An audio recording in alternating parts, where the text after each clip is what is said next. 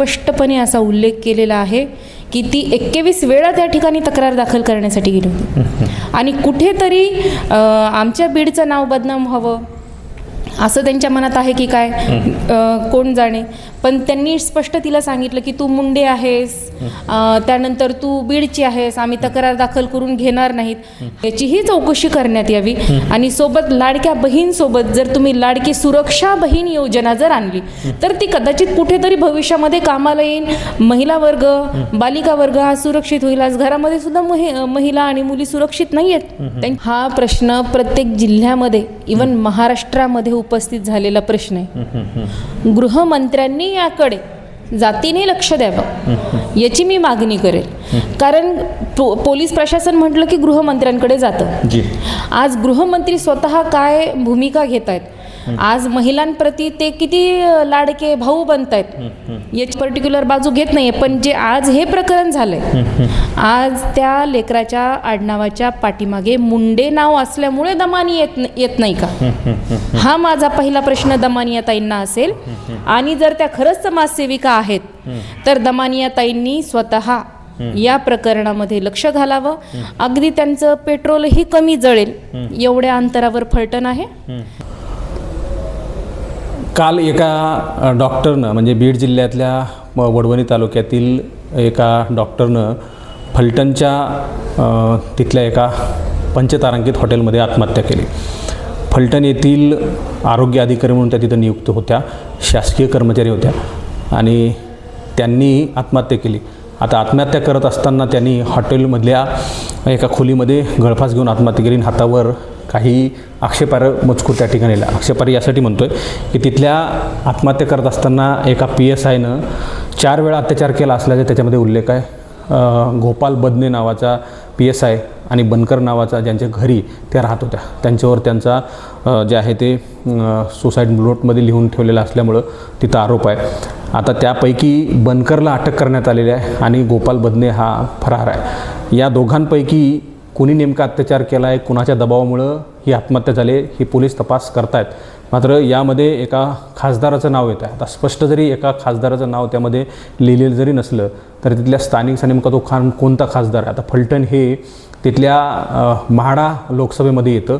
म्हाडा लोकसभेमधलं ते खासदार आहेत का की माजी खासदार आहेत. आता माजी खासदाराबद्दल जर बोलायचं झालं तर तिथं रणजित नाईक निंबाळकर यांनी सकाळीच सांगितलं आहे की बा ज्या काही गोष्टी होतील त्या फास्ट ट्रॅक कोर्टामध्ये जाव्यात आणि जो कोणी दोषी असेल, जे कोणी व्यक्ती आहेत त्यांच्यावर कठोर कारवाई व्हावी अशा प्रकारची मागणी त्यांनी केलेली आहे. पोलीस त्यांच्या पद्धतीने तपास करत आहेत. मात्र मुलींच्या नातेवाईकांकडून गंभीर आरोप लावले जात आहेत. ते कुठल्याही प्रकारची ती आत्महत्या करूच शकत नव्हती, तशी ती नव्हती. आणि हा सगळा प्रकार हत्या आहे का, हत्येचा आहे का, किंवा मग आत्महत्या करण्यास प्रवृत्त केलं का, या सगळ्या गोष्टी तपासात उघड होतील. माझ्यासोबत बोलण्यासाठी सामाजिक कार्यकर्त्या साबळे आहेत आणि त्यांच्याकडून विचारून घेणार आहे की काय नेमकी परिस्थिती आहे. त्यांनी उद्याच्याला एक बैठकीचं आयोजन केलेलं आहे. आज प्राथमिक स्वरूपामध्ये एक बैठक त्यांची पार पडली. त्या बैठकीमध्ये भव्य मोर्चा जिल्हाधिकारी कार्यालयावर काढण्याचं ठरलेलं आहे. तुमचं स्वागत आहे मराठी महाराष्ट्रामध्ये. एका होतकरू मुलीची आत्महत्या झालेली आहे. एका शेतकरी वर्गातून येणारी मुलगी आणि तिथं MBBS करते. अगदी खडतर प्रवास आणि त्याच्यानंतर तिला आत्महत्या करावी लागते. प्रशासनाचा कोणाचा नेमका बळी आहे? आता अत्यंत खेदाची गोष्ट आहे की आपल्या बीडची कन्या जी आहे आणि अत्यंत गरीब घरातून तिच्या वडिलांनी कष्ट करून डॉक्टरपर्यंत तिला पोहोचवलेलं आहे. शासकीय सेवेमध्ये पण ती होती. जसं की आपल्या प्रसारमाध्यमांनी, जसं आपल्या बंधूंनी आपल्यापर्यंत माहिती पोहोचवलेली आहे की ती शासकीय कर्मचारी होती. पण शासकीय कर्मचारी असतानाच प्रशासनातल्याच काही अधिकाऱ्यांकडून तिच्यावर जो एक मेंटली टॉर्चर करण्याचा हा जो प्रकार झालेला आहे तो अत्यंत घातक होता आणि चुकीचा होता. तर याच्यामध्ये प्रशासनाची कुठं मोड चालू आहे त्याचा तपास घेणं अत्यंत गरजेचं आहे असं मला वाटतं. नाही, त्याच्यामध्ये तुम्ही सांगितल्याप्रमाणे आणि जसं प्रसारमाध्यमांमध्ये पोलिसांच्या तपासातून काही माहिती बाहेर येत आहे की एखाद्या आरोपीला आणायचं आणि त्याचं फिटनेस म्हणजे फिट आहे, जरी एखाद्यावर गंभीर इजा झाली असेल तर त्याला फिट आहे म्हणून द्या किंवा मग इजा झालेली नाही असं म्हणून द्या. या सगळ्या गोष्टी करण्यासाठी दबाव येत होता असं त्यांनी पत्रात लिहिलं आहे. हे पोलीस अधिकारी यामध्ये सगळे दोषी आहेत का, किंवा मग एका माजी खासदाराचं किंवा मग तिथल्या विद्यमान खासदाराचं नाव जरी घेतलेलं नसलं तरी खासदाराचा उल्लेख आहे. 2 खासदारांच्या PAनं फोन लावून बोलणं करून दिलं त्या फिटनेस सर्टिफिकेटसाठी असं सगळं बोललं जातं. तुमची मागणी आहे का की खासदार वगैरे किंवा मग पोलीस अधिकारी आहेत त्यांच्यावर कारवाई व्हावी? हो, नक्कीच. कारण आता फक्त आपल्यापर्यंत या ताईंचं प्रकरण आलेलं आहे, डॉक्टर संपदा मुंडे यांचं प्रकरण आपल्यापर्यंत आलेलं आहे. असे न जाणो कितीतरी डॉक्टर अशा जे काय म्हणता येईल आता हुकुमशाही, लोकशाही तर राहिलेली नाहीच आहे जवळपास, तर हुकुमशाही म्हणता येईल. हे खासदार आमदार आजी असोत माजी असोत विद्यमान असोत, हे कुठेतरी या प्रशासकीय अधिकाऱ्यांवर दबाव आणण्याचा प्रयत्न करतच आहेत. सोबत जे प्रशासनातले कर्मचारी आहेत, पोलीस कर्मचारी, तेही त्यांच्या पावरचा उपयोग करत आहेत. मग या सगळ्यामध्ये ती एक अविवाहित मुलगी होती, कष्टातून पुढे आली होती, तिला अनेक प्रकारचे दबाव आणले होते आणि 100% हा प्रयत्न खासदारांचा असू शकतो. आणि याची SITची स्थापना करून त्या प्रकरणाची खोलवर तपासणी करण्यात यावी अशीही त्यांनी मागणी केलेली आहे. आता आम्ही लवकरच आंदोलनही या गोष्टीवर छेडणारच आहोत. नाही, त्या प्रकरणामध्ये जरी नावं कुठल्या एखाद्या लोकप्रतिनिधी घेतली नसली तरी ते 2 PA नेमके कोण होते या सगळ्या गोष्टींची माहिती समोर येणं गरजेचं आहे. राजकीय दबाव येऊ शकतो भविष्यामध्ये, असं प्रकरण अनेक आपण दडपलेली पाहिली. आता हे प्रकरण बीडमधलं आहे आणि तू बीडची आहेस आणि म्हणून तिला काहीतरी टॉर्चर केलं जातो अशी प्राथमिक माहिती येत आहे. या संदर्भामध्ये काही बोलायचं? नक्कीच. मुलीने आत्महत्या करताना तिच्या हातावर जी शॉर्ट नोट लिहिली त्याच्या व्यतिरिक्त एक 4 पानी पत्र आपल्याला हाती लागलेले, ज्याच्यामध्ये तिने स्पष्टपणे असा उल्लेख केलेला आहे की ती 21 वेळा त्या ठिकाणी तक्रार दाखल करण्यासाठी गेली होती आणि कुठेतरी आमच्या बीडचं नाव बदनाम व्हावं असं त्यांच्या मनात आहे की काय, कोण जाणे. पण त्यांनी स्पष्ट तिला सांगितलं की तू मुंडे आहेस, त्यानंतर तू बीडची आहेस, आम्ही तक्रार दाखल करून घेणार नाहीत. हा जो अरेरावीपणा आहे, तर हा अरेरावीपणा कुठेतरी घातक आहे. आणि सोबतच जे आजी माजी जे खासदार आहेत, आमदार आहेत, त्यांच्या 2 PAंनी देखील तिच्यावर शारीरिक अत्याचार केलेले आहेत. पण उल्लेखामध्ये तिने पोलिसांचं नाव त्याच्यामध्ये लिहिलेलं आहे. आपण लवकरच याची तपासणी लावल्यानंतर आपल्याला हाती मार्गी येणारच आहे. पण जे ते PA आहेत त्या PAंची माहिती, त्यांना तात्काळ अटक करणे आणि त्यांची शहानिशा करून त्यांना कठोर शासन करावं आणि सोबत जे नावं दडपण्यात येत आहेत खासदारांची, ते नावं हे लवकरात लवकर ओपन करावे आणि त्यांच्यावर कडक शासन करून त्यांचं पद काढून घ्यावं, सोबत त्यांना कडक शासन करावं, एक अशी आमची एक मागणी आहे. एकीकडं शासनानं म्हणजे राज्य शासनानं लाडकी बहीण योजना आणली आणि सण उत्सवाला तिच्या खात्यामध्ये 1500 रुपये द्यायचं ठरवलं. आता काही कारणास्तव शासन आर्थिक डबघाईला आहे किंवा वेगवेगळी कारणं देऊन जे आहे ते त्यांच्याकडून ह्या योजनेला चालढकलपणा केला जातो आहे. मात्र एकीकडे लाडकी बहीण योजना आणायची, मात्र तिच्या सुरक्षेचं काय असा प्रश्न नेहमी उपस्थित राहतो. याबद्दल काही सांगायचं? हो, नक्कीच. हा प्रश्न मी अनेक वेळा उपस्थित केलेला आहे वेगवेगळ्या प्रसारमाध्यमांवर की तुम्ही लाडकी बहीण योजना जी आणलेली, जसं आमच्या मी बीडच्या पालकमंत्र्यांना देखील हा प्रश्न थेट विचारलेला आहे की लाडकी बहीण तुम्ही आणलेली आहे, पण ज्या आमच्या बालिकांवर देखील अत्याचार होतात, महिलांवर अत्याचार होत आहेत, कर्मचारी आमच्या महिला, आजही बीडच्या बऱ्याचशा महिला आहेत ज्यांच्यावर अत्याचार होत आहेत, पण एका विशिष्ट प्रेशरमुळं त्या बाहेर येत नाहीत. शेवटी आत्महत्या करून प्रेशर बाहेर काढावं लागते. म्हणजे इथपर्यंत ढिसूळपणा जो आहे आणि शासनाचा निधी हा इकडे आणलेला दाखवून कुठे दाबला जातो याचीही चौकशी करण्यात यावी.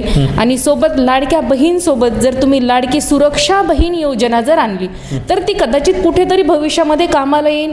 महिला वर्ग, बालिका वर्ग हा सुरक्षित होईल. आज घरामध्ये सुद्धा महिला आणि मुली सुरक्षित नाही आहेत त्यांच्या घरामध्ये. आता एक नुकतंच 2 दिवसांपूर्वीचं प्रकरण आमच्या समोर आलं होतं. घरातल्या नातेवाईकाने त्या मुलीवर अत्याचार केला. लाजेपोटी लोक पोलिसांपर्यंत जात नाहीत, गेले तर पोलिसही वेगळ्या हेतून उडवून लावतात. अपहरणाचे प्रकरण आता तुम्ही जर काढल्या फाईल्स आपल्या निव्वळ बीडच्या जरी काढल्या तरी अनेक अपहरण मुलींचे झालेले, त्या अपहरण झालेल्या मुली कुठे आहेत आणखीनही पत्ता लागलेले. मग लाडक्या बहीणचे 1,500 रुपये घेऊन करायचे काय? हा माझा प्रश्न असेल. नाही, तिथं मुलींच्या आईवडिलांचा आक्रोश तुम्ही पाहिला असेल, आम्ही पाहिला. मात्र एक ग्रामीण भागातली मुलगी, ज्या गावाला आम्ही गेलो त्या गावाला रस्तासुद्धा नव्हता, तिथून खडतर प्रवास ग्रामीण भागामधल्या मराठी शाळेमध्ये शिकून MBBS केलं. अत्यंत साधी लोकं, आणि खरं पाहिलं तर त्या घरामध्ये तेवढाच एक नोकरीला असलेली व्यक्ती म्हणजे ती मुलगी होती. आणि घरावरचं जे आहे ते दुःखाचा डोंगर अशा सणामध्ये पडला. म्हणजे गोरगरीब लोकांना वाली कुणी नाही आहे. पॉलिटिकली लीडर्स याकडं राजकारण म्हणून बघतात. कालच बोलत असताना निंबाळकर यांचं म्हणणं होतं की यामध्ये कोणी राजकारण करू नये. मात्र यामध्ये राजकारण करण्याचा काहीच प्रश्न येत नाही. याबद्दल काही सांगायचं आहे? नक्कीच. आम्ही तिच्या वडिलांची भेट घेतली. आम्हाला असं कळालं की एवढा गरिबीतला माणूस आहे तो. अक्षरशः आजही तिला जे शिक्षण दिलं त्यांनी MBBS डॉक्टरपर्यंत जे पोहोचवलंय, तर तो आजही कर्जबाजारी. ते कर्ज फिटतंय ना फुटतं तिचं फुलपाखरासारखं लेकरू. आज जी दिवाळी ती मुलगी येते म्हटली होती घरी, आज तिची डेड बॉडी घरी आणलेली आहे. हा चिंतेचा आणि अत्यंत गंभीर विषय आहे. तर या विषयावर आपण नंतर बोलूच. या शासनाला काय आव्हान करणार आहे तुम्ही? मोर्चा काढणार आहेत असं सुद्धा सांगितलं जिल्हा प्रशासनावर. तुम्ही काय मोर्चा काढणार आहात? आम्ही आता येणाऱ्या सोमवारी किंवा मंगळवारी आम्ही एक मोठा मोर्चा काढतोय. प्रशासनाकडनं आम्ही परवानगी पण घेतोय मोर्चाची, कारण ज्या काही गोष्टी आहेत त्या संविधानाला धरून संवैधानिकरित्या व्हाव्या अशी आमचीही धारणा आहे. पोलिसांमध्ये तिने तक्रार केली, ज्या मृत डॉक्टर मुलीनं तक्रार केली होती. पोलिसांकडून अत्याचार करण्यात आलेले आहेत. म्हणजे कुठेतरी रक्षक हे भक्षक बनलेले आहेत. न्याय मागायचा कोणाकडं, सुरक्षा मागायची कोणाकडं, असा प्रश्न आहे. नक्कीच. आता फक्त पुणे जिल्ह्यात मध्येच नाही आहे हा प्रश्न, प्रत्येक जिल्ह्यामध्ये इवन महाराष्ट्रामध्ये उपस्थित झालेला प्रश्न आहे. गृहमंत्र्यांनी याकडे जातीने लक्ष द्यावं याची मी मागणी करेल. कारण पोलीस प्रशासन म्हटलं की गृहमंत्र्यांकडे जातं. आज गृहमंत्री स्वतः काय भूमिका घेत आहेत, आज महिलांप्रती ते किती लाडके भाऊ बनत आहेत याची आम्ही वाट पाहतोय. आणि बघू आता काय. रुपाली चाकणकर या महिला आयोगाच्या अध्यक्ष आहेत. त्यांनी खरं तर कारवाई करण्याचे आदेश दिलेले आहेत. मात्र इतर महिलासुद्धा आहेत. मग त्यामध्ये चित्रा वाघ आहेत. इथलं बीडचं संतोष देशमुखांचं प्रकरण आपण पाहिलं. मग अंजली दमानिया होत्या, ठाण मांडून इथं बसल्या होत्या. न्याय मिळायला पाहिजे. आम्ही संतोष देशमुखांना न्याय मिळू नये अशा भूमिकेतले नाही होत. मात्र प्रत्येकाकडे तशाच पद्धतीने पाहिलं पाहिजे. इथं अंजली दमानिया येऊन ठाण मांडून बसल्या होत्या. त्या आता कुठं आहेत याच्यावर काही सवाल करायचा आहे, बोलायचा आहे. तुम्ही अगदी माझ्या मनातला प्रश्न विचारला. ज्या ठिकाणी पॉलिटिक्स येतं किंवा ज्या ठिकाणी राजकारण करण्याची वेळ येते त्या ठिकाणी कुठेतरी या स्वयंघोषित समाजसेविका पुढे येतात, ठाण मांडून बसतात, स्वखर्चाने येतात आणि असा दावा ठोकून बसतात की यांना न्याय म्हणजे नाही का यांच्यावर आम्ही न्याय मिळवून देऊ वगैरे. ह्या ज्या पोळी भाजण्याच्या, आज संतोष देशमुखच्या प्रकरणामध्ये आम्ही सुरुवातीपासून एंडपर्यंत आम्ही त्या कुटुंबासोबत आहोत.